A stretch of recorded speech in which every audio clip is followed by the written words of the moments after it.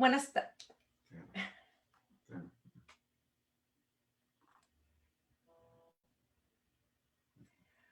Buenas tardes, queridos amigos. Pues estamos una vez más aquí haciéndoles una invitación para nuestra conferencia de este viernes. Este viernes vamos a tener la conferencia Hablemos entre Latinos, de demencia entre latinos. Recuerden, el viernes 18 de septiembre de 9:45 a 12 de la tarde, donde vamos a tener diferentes expertos, neurólogos, especialistas de lo que es la demencia de la Universidad de San Francisco, que está colaborando con Promotoras con Alma y con la Asociación de Alzheimer del Norte de California. Este viernes vamos a tener, como les decía, una presentación sobre qué es, por qué es tan importante estar preparados, reconocer las señales, estar sanos, sobre qué es la demencia, cuáles son las enfermedades que puede tener nuestro cerebro, cómo prevenirlas posiblemente, pero ya una vez que las tenemos, cómo obtener los recursos, los tratamientos para nuestra comunidad. Vamos a tener dentro de esta conferencia 4 talleres. Y pues como cada semana nos está acompañando uno de nuestros especialistas, los presentadores que van a hacer este taller. Y el día de hoy tenemos el gran placer de tener a la doctora Stephanie Piña de la Universidad de San Francisco, que ella va a tener un taller muy interesante, algo muy cultural, algo que todos a veces pensamos, ¿es mito o es realidad? ¿Qué es lo que, si esto me está pasando, es porque ya tengo alguna enfermedad, una demencia, algo que está pasando con mi cerebro, o es cuestiones de edad? ¿Qué es lo que vamos a aprender en este taller? Y pues para eso tenemos el gran honor de tener a la doctora Piña aquí. Buenas tardes, doctora. Gracias por acompañarnos. Cuéntenos, ¿qué vamos a tener en este taller el viernes? Hola, ¿qué tal? Pues muchísimas gracias por la invitación, tanto a ustedes como promotoras, como a la Sociedad de Alzheimer. Me encanta el trabajo que están haciendo, muchas felicidades. Y me da mucho gusto que la gente nos esté viendo por el Facebook y que esté interesada en estos temas. Creo que lo principal siempre es la información y mientras más información tengamos, menos mitos sobre algún tema vamos a tener y más realidades vamos a poder ofrecer. Entonces, me encanta que la audiencia nos esté observando.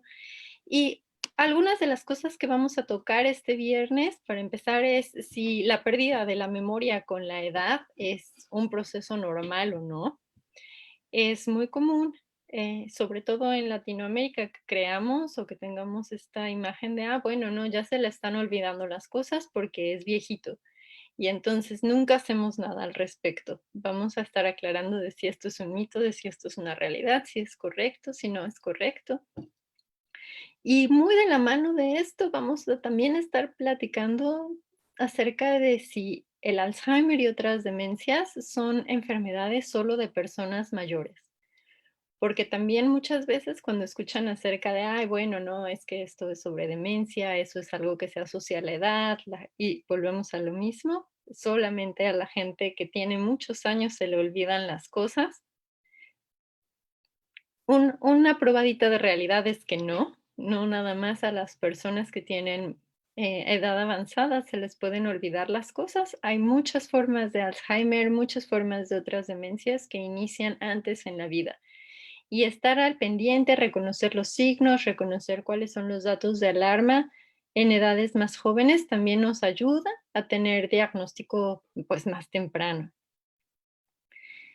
Y también de la mano a esto, vamos a ver si hay algunas personas que pueden pensar, bueno, a lo mejor yo lo identifico ya un poco mejor porque mi mamá, mi tía, mi sobrina, alguien en mi casa tuvo Alzheimer, pero viven con ese miedo de si ellos también van a presentar o no la enfermedad. Ah, Les digo, no todos la van a presentar, únanse para saber quiénes sí, quiénes no, cuándo es más propenso, cuándo no. Y también es muy importante entender que no todas las pérdidas de la memoria necesariamente son enfermedad de Alzheimer. Hay muchísimos tipos de demencia, hay incluso algunos tipos que se pueden revertir, entonces es importante también por ello estar muy pendiente de las señales de alarma para ir al doctor de manera temprana o para referir a la gente con la que trabajamos de manera temprana, para saber cuáles, cómo, etcétera, serían las personas que a pesar de que presentan los mismos síntomas que otras a las que se les olvidan las cosas, puede o no ser un problema permanente. Y uno de mis temas favoritos y de lo que a lo mejor voy a ahondar en estos siguientes minutos es acerca de los suplementos alimenticios y de los productos, pues como ahora les llamamos productos milagro, que de repente vemos anunciados en la televisión o que la comadre nos dijo, o que la tía nos dijo, si en realidad o no ayudan a la memoria. Creo que hay muchos estudios que ya también se han hecho para probar qué tan eficaces son vitaminas, como la vitamina E, la vitamina B, la vitamina C, o algunos otros, pues, suplementos alimenticios, como pudieran ser el ginkgo biloba, o el ácido fólico, o el selenio, o la cúrcuma, que son algunos de los más frecuentes que yo he llegado a escuchar. Vamos a hablar de todo ello, cuánta evidencia hay, cuánta evidencia no hay. Me interesaría que se unieran, creo que es importante saberlo, porque muchas veces caemos en este juego de que, bueno, si me tomo la mitad de las cosas que encuentro en la farmacia, estoy protegiendo mi memoria. Tal vez algunas sí, tal vez algunas no, lo vamos a aclarar. Y otra cosa, ya como moviéndonos del tema, es que también vamos a tocar qué pasa cuando a uno lo diagnostican. Si a uno lo diagnostican Alzheimer o si a uno le diagnostican demencia, quiere decir que es el final de la vida, o sea, ya es como mi vida se acabó, ya no hay nada más que hacer, ya aquí se acabó todo. Y desafortunadamente, y por lo que me encantaría que se unieran, es que esto no es una enfermedad o no es un grupo de enfermedades que sean inmediatamente terminales. Es decir, si desafortunadamente nos hacen un diagnóstico, tenemos mucho, mucho, mucho tiempo todavía de vida y con buena calidad y de muchas cosas que podemos seguir haciendo. Entonces es muy importante que sepamos que no es el final de la vida, que hay muchas cosas que quedan por delante, que quedan por hacer y muchas cosas que planear. Y de ahí la importancia también de hacer un diagnóstico temprano, porque muchas veces decimos, bueno, pues si me diagnostican algo que aparentemente no es curable, que no es prevenible, que no es nada, entonces, ¿qué voy a hacer? ¿Para qué diagnosticarlo? ¿Para qué ir al doctor? ¿Para qué armar tantas campañas? Cuando en realidad hay una serie de pasos que se tienen que seguir. Hay otra charla dentro del mismo evento que va a hablar de los ensayos clínicos, pero el diagnóstico temprano, digámoslo así, aumenta la posibilidad de que una persona participe en estos ensayos clínicos y pueda ayudarnos a encontrar o estar más cerca de la cura, incluso para ella misma. Hay que planificar muchas cosas para el futuro. em, Cómo vamos a organizar nuestras cosas con respecto a la vivienda, con respecto a lo legal, con respecto a lo financiero, armar una buena relación con el médico. Yo creo que esto es algo de lo que poco se habla.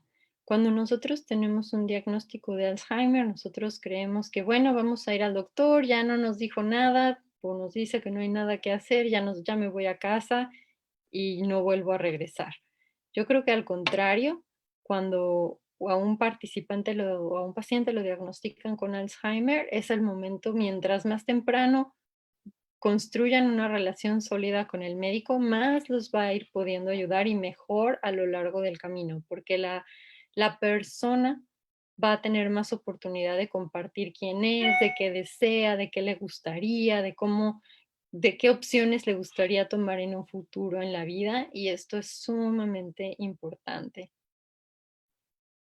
Y otra cosa es también este miedo a lo desconocido, quitarle el miedo a lo desconocido en la enfermedad, cuando obviamente, vuelvo a insistir, estamos ante un diagnóstico de algo que pareciera muy trágico. La primera sensación es miedo. Deberíamos de tener miedo, deberíamos de no tener miedo, y cómo podemos manejar esta sensación, pero mientras más pronto la identifiquemos, pues mejor. Y otros mitos con respecto a la enfermedad es lo que pasa en el transcurso de la enfermedad, más allá del diagnóstico, y uno es que son conocidas como personas que tienen comportamientos a veces agresivos o violentos, o a veces como separados de la realidad, o a veces con conductas que son muy difíciles de manejar, como que caminan por todos lados, no hacen caso, y entramos muy fácil en un confrontamiento con ellos. Esto les va a pasar a todos, a quienes sí, a quienes no. Es una creencia popular, realmente es así el Alzheimer, pues son cosas de las que también vamos a conversar el viernes para entender cómo es que pues los pacientes con Alzheimer perciben su entorno y por qué las cosas son como son.